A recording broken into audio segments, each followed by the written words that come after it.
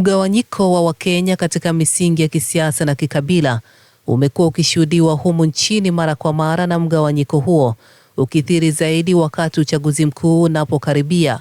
Watetezi wa haki za kibinadamu katika ukanda wa Pwani sasa wanadai kwamba viongozi wa humu nchini wamepuuza katiba, ndiposa taifa hili limekabiliwa na mgawanyiko mkubwa wa kisiasa na wa kikabila.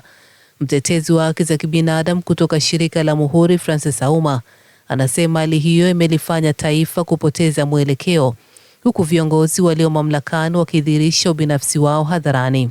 Auma katika maelezo yake amesema ni vyema kwa wananchi kubaini kwamba uongozi uliopo kwa sasa haufai na unastahili kubanduliwa mamlakani katika uchaguzi mkuu wa mwaka 2027.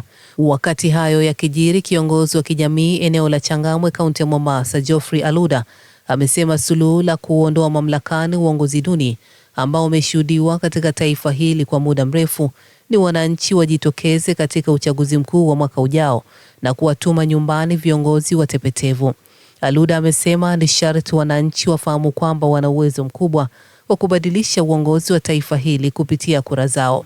Aluda anasema hali ya wananchi kulalamikia uongozi duni kwa miaka mingi haina natija yoyote, na badala yake wananchi wanapaswa kuwakagua viongozi walio na maono na wanaofahamu wazi majukumu yao na kuwaweka mamlakani, sawia na kuwaangusha debeni viongozi walafi, watepetevu na wanaotukanana hadharani.